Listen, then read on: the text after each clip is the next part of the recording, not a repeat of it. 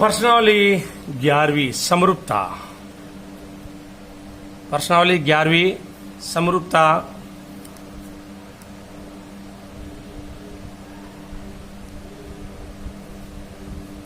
ग्यारहवां चैप्टर है प्रश्नावली 11वीं समरूपता।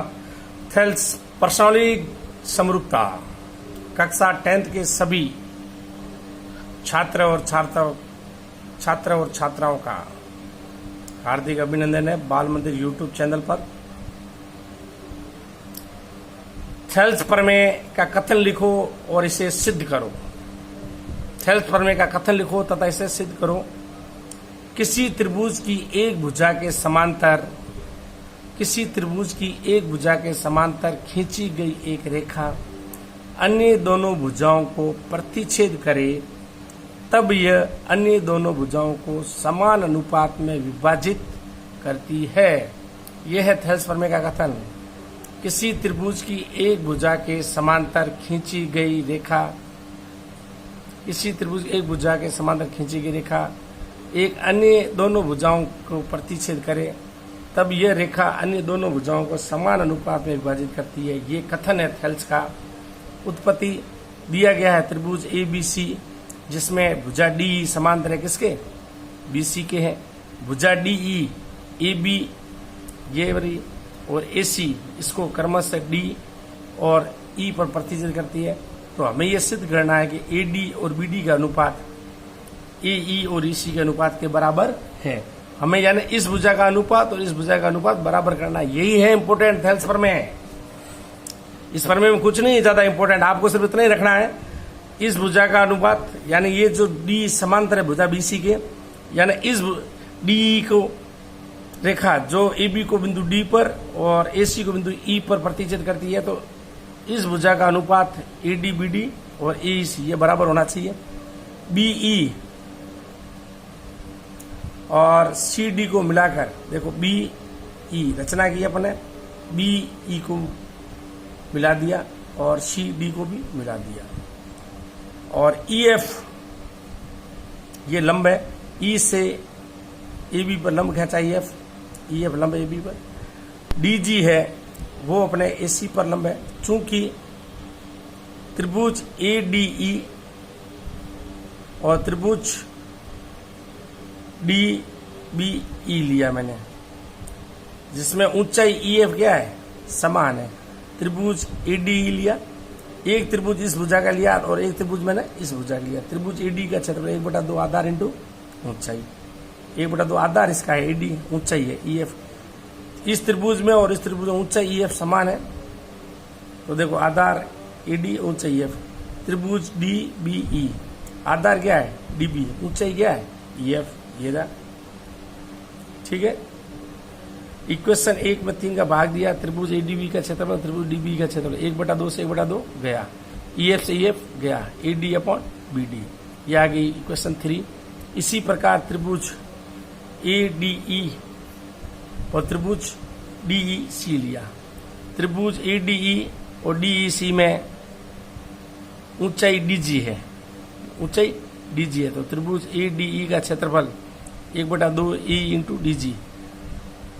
त्रिभुज DEC का क्षेत्रफल आधार है EC और ऊंचाई क्या है इसमें? DG से DG घटा, आधे से आधा घटा AE और EC। ये इक्वेशन दे दिया मैंने 4। आधार DE पर, आधार DE और रेखाएं DE और आधार DA और DE समांतर किसके? BC के। इनके बीच त्रिभुज एक ही आधार पर बने दो त्रिभुज, हम जानते हैं जब समांतर चतुर्भुज में एक ही आधार पर बने दो त्रिभुज होते हैं उनका क्षेत्रफल आपस में क्या होता है? समान होता है। त्रिभुज DEB या DBE और त्रिभुज DEC का आधार DE क्या है? समान है। तो त्रिभुज DBC का क्षेत्रफल और त्रिभुज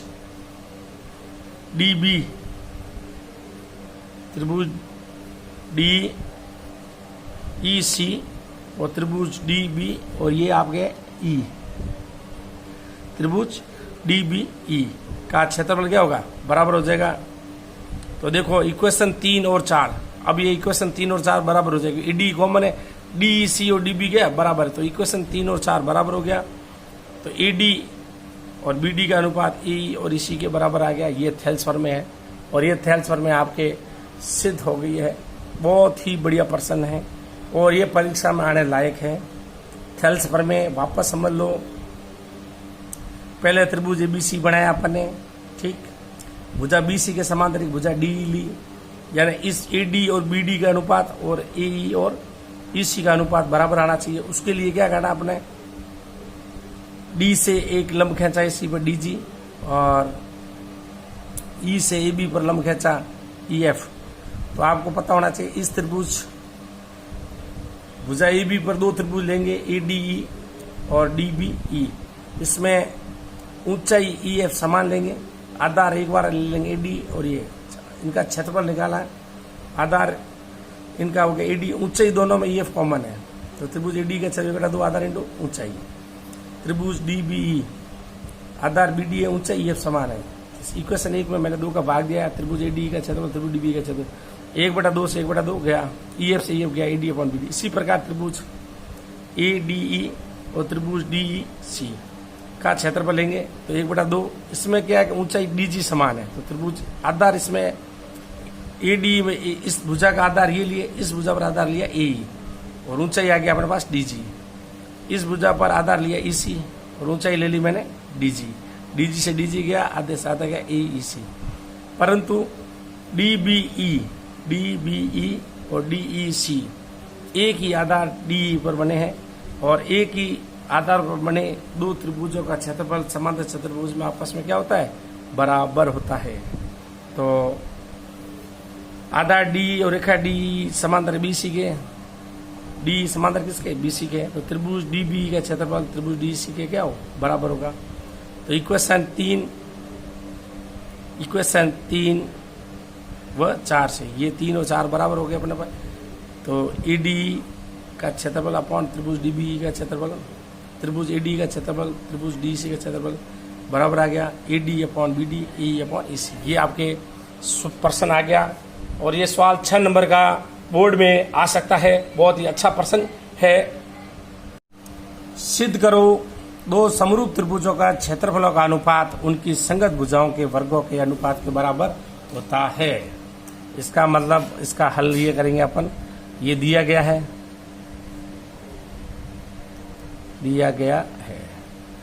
त्रिभुज ए बी सी दो समरूप त्रिभुज है, तो ये समरूप है त्रिभुज डी ई एफ, ये दिया गया है और आपको सिद्ध ये करना है दो समरूप त्रिभुजों का क्षेत्रफल का अनुपात। क्षेत्रफल ये अपने पास त्रिभुज ए बी सी का क्षेत्रफल, त्रिभुज डी ई सी का क्षेत्रफल, इनकी संगत भुजाओं के बराबर। संगत भुजा तो देखो ए बी की संगत भुजाओं के वर्गों का अनुपात ए बी बराबर हो जाएगा डी का होल स्क्वायर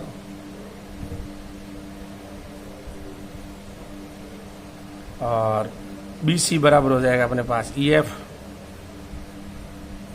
होल स्क्वायर, ए सी बराबर हो जाएगा अपने पास डी एफ का होल स्क्वायर। ये आपको सिद्ध करना है और ये आपको दिए गए हैं। देखो ये दिया गया है त्रिभुज इस प्रकार,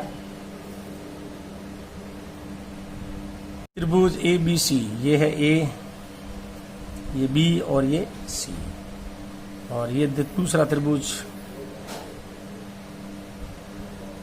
डी ई और एफ। इस पर मैं लंब खींच रहा हूँ ये एल और इस पर लंब खींच रहा हूँ एम। तो देखो इसकी रचना करते हैं अपन।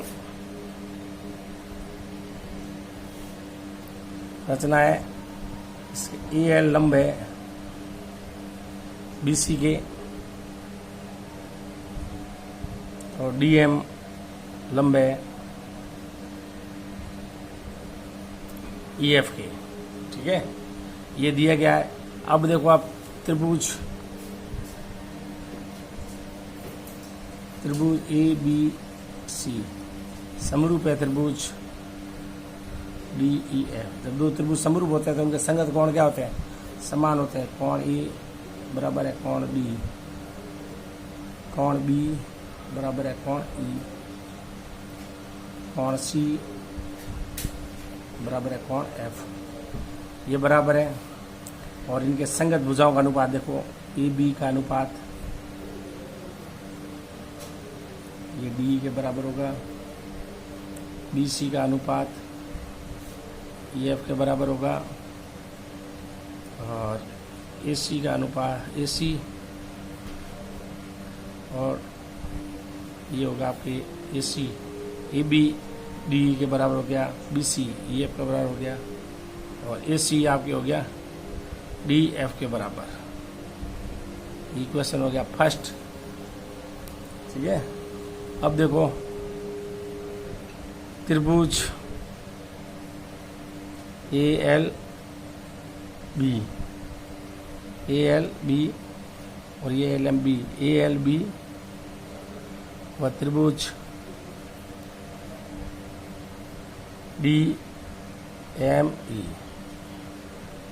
ई में देखो ए एल बी बराबर डी एम ई बराबर 90 डिग्री है। कोण बी, ये कोण और ये कोण क्या है, कोण बी बराबर कोण है ई बराबर है, तो ए नियम से समरूपता के, किसके नियम के, समरूपता से त्रिभुज ए एल बी समरूप है त्रिभुज डी एम ई। दो त्रिभुज क्या हो जाएंगे, समरूप हो जाएंगे। समरूप हो जाएंगे तो समरूप त्रिभुज की संगत भुजा का अनुपात ए एल और ये डी एम, ए एल और डी एम का अनुपात आ जाएगा ए बी और डी ई।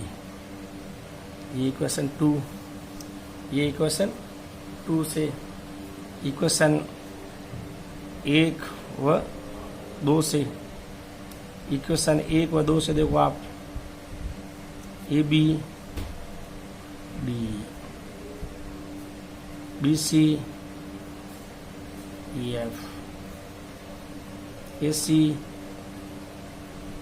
डी एफ बराबर ए एल और डी एफ। ये इक्वेशन आ गई 3, ये इक्वेशन आ गई अपने पास 3। अब देखो आप इक्वेशन 3 आ गई अपने पास, तो 3 इक्वेशन 3 ये आ गई। अब अपन इस सवाल को करेंगे त्रिभुज एबीसी का क्षेत्रफल लेंगे। तो देखो आप, ये आपके त्रिभुज एबीसी का क्षेत्रफल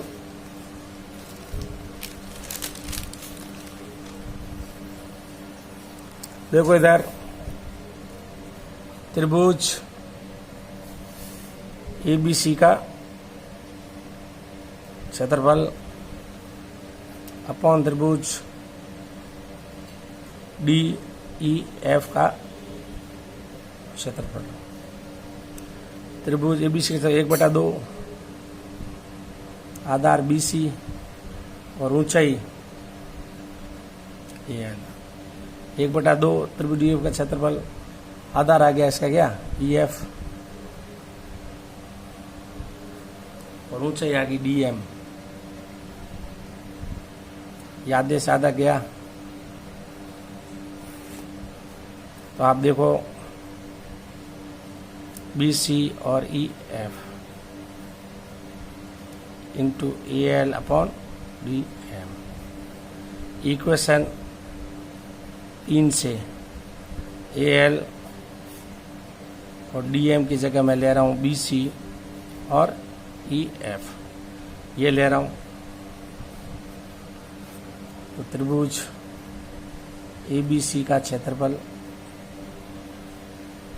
अपॉन त्रिभुज डी एफ का क्षेत्रफल बराबर आ जाएगा B C E F, B C E F, ये आ जाएगा बी सी और ई एफ का आ जाएगा होल स्क्वायर ए बी और डी ई, बी सी और आ जाएगा अपने पास ई एफ और ए सी और आ जाएगा अपने पास डी एफ। ये सब क्या बराबर है, तो त्रिभुज ए बी सी का क्षेत्रफल अपॉन त्रिभुज डी ई एफ का क्षेत्रफल, यानी बी सी एफ की जगह अपन ए बी और डी लिख सकते हैं। तो ये आपके ए बी डी का होल स्क्वायर आ सकता है। इसी प्रकार बी सी एफ की जगह अपन ए सी और डी एफ का होल स्क्वायर लिख सकते हैं। तो ये सिद्ध हो जाएगा अपने पास त्रिभुज ए बी सी का क्षेत्रफल अपॉन त्रिभुज डी एफ का क्षेत्रफल बराबर आ जाएगा ए बी और डी का होल स्क्वायर बराबर बी सी और ई एफ का होल स्क्वायर बराबर आ जाएगा आपका ए सी और डी एफ का होल स्क्वायर। ये आपके एच पी सिद्ध हो गया। ये सवाल बोर्ड में 6 नंबर का आ सकता है। अच्छा प्रश्न है, बहुत बढ़िया प्रश्न है। बोधा में प्रमेय या कथन लिखिए और उसे सिद्ध कीजिए। बोधा में प्रमेय कथन लिखिए और उसे सिद्ध कीजिए। तो बोधा में कथन, पहले अपन कथन लिखते हैं। समकोण त्रिभुज में कर्ण का वर्ग शेष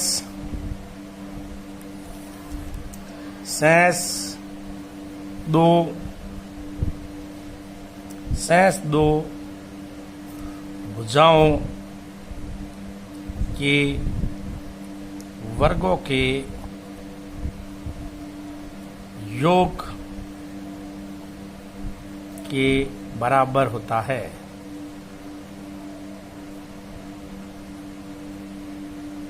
ये बोधा में प्रमेय है।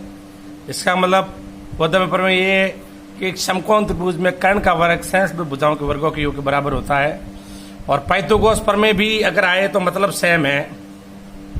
तो अब देखो आप, अपने को ये दिया गया है, ये दिया गया है त्रिभुज ए बी सी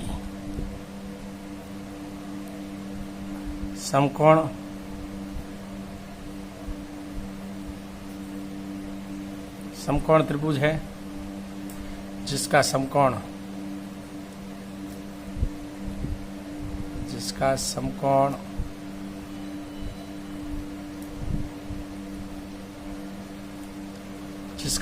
बी पर है, जिसका समकोण बी पर है।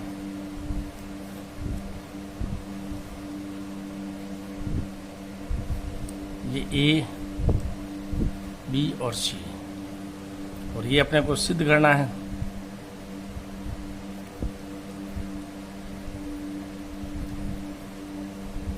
ए सी स्क्वायर बराबर A B square plus B C square, ये आपको सिद्ध करना है। और ये 90 है, ठीक। अब देखो अपने को एक इस पर लंब खींचते हैं अपन ए सी पर, ये बी डी, ये रचना हम ले लेते हैं अपन। बी से ए सी पर लंब, बी से ए सी पर लंब, यानी बी डी लंब है ए सी पर। ये हो गया इस प्रकार।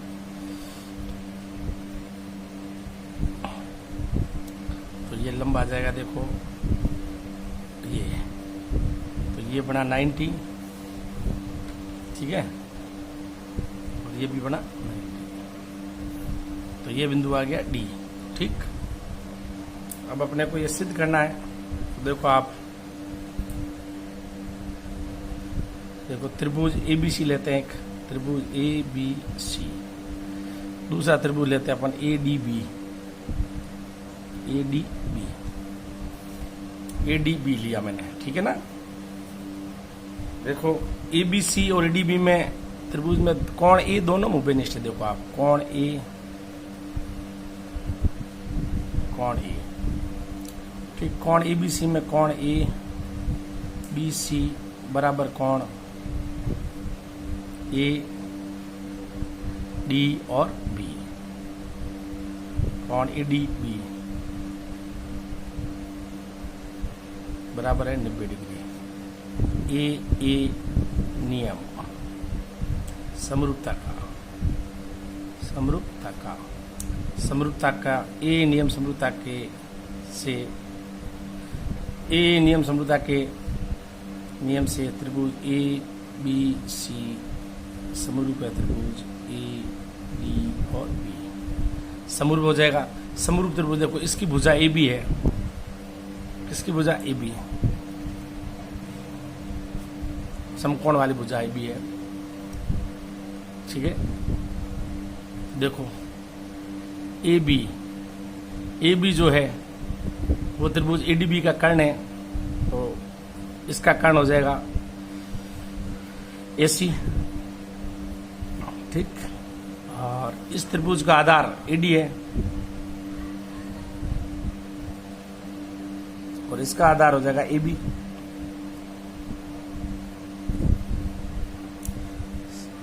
जब त्रिभुज AB और ADB समरूप है तो समरूपता के नियम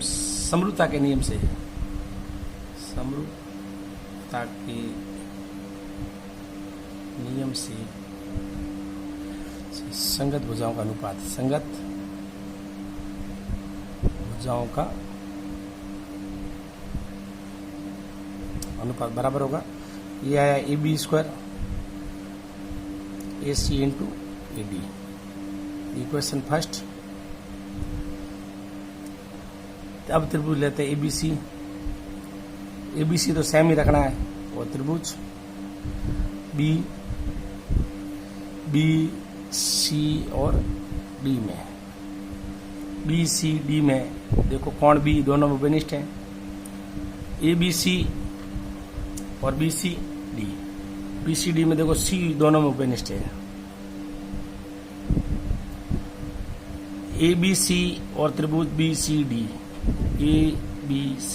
त्रिभुज BCD में कोण C उपेनिष्ठ है। देखो ABC और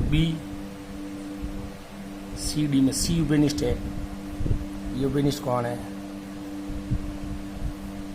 उपेनिष्ठ है कोण। इसमें देखो ABC 90 है, तो आप देखो इधर है CD और B, ये 90 डिग्री है। ए नियम समरूपता के नियम से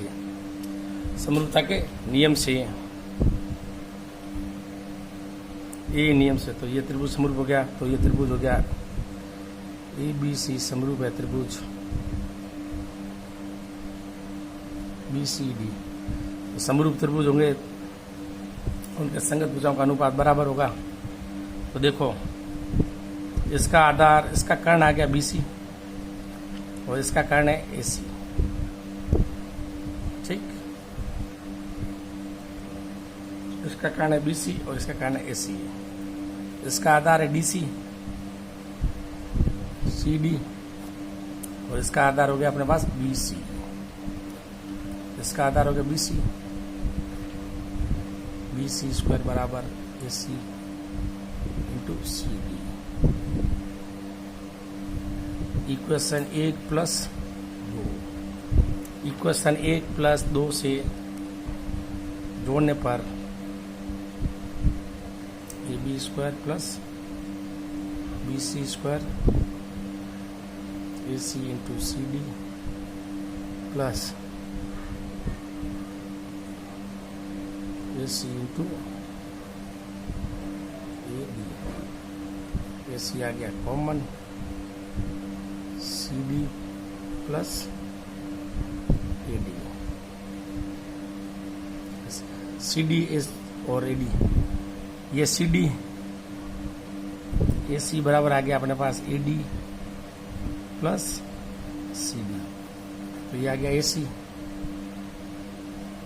ठीक, तो ये आपके हो गया सिद्ध A B square plus B C square बराबर ए सी स्क्वायर। ये हो गया एच पी बोधगम्य प्रमेय सिद्ध हो गया आपके। बहुत ही मोस्ट और वेरी मोस्ट तीनों प्रमेय मैंने करवा दिया आपको। इन तीनों प्रमेयों में से प्रमेय पर आधारित सवाल या इन तीनों प्रमेयों में से कोई प्रमेय आ सकती है या इस प्रमेय पर आधारित सवाल आ सकता है। अभी आपके ऊपर डिपेंड है आप किस प्रकार सवाल करते हो। छोटा सवाल भी आ सकता है, या तो समरूपता पर आधारित सवाल आएगा, या थेल्स प्रमेय पर आधारित सवाल आएगा, या ये पाइथागोरस प्रमेय भी आ सकती है। इसको पाइथागोरस प्रमेय भी कहते हैं। ठीक है, तो अब ये सवाल कैसे भी घुमा कर आते हैं तो आपसे हो जाने चाहिए। बहुत ही बढ़िया इंपॉर्टेंट वेरी मोस्ट प्रमेय है, मैंने करवा दी। प्रश्नावली वैसे भी बहुत बड़ी है, मैंने तीनों प्रमेय करवा दी। अब इस प्रमेय पर आधारित सवाल आ सकता है, आपको प्रमेय आनी चाहिए। वेरी मोस्ट प्रमेय थी, मैंने करवा दी।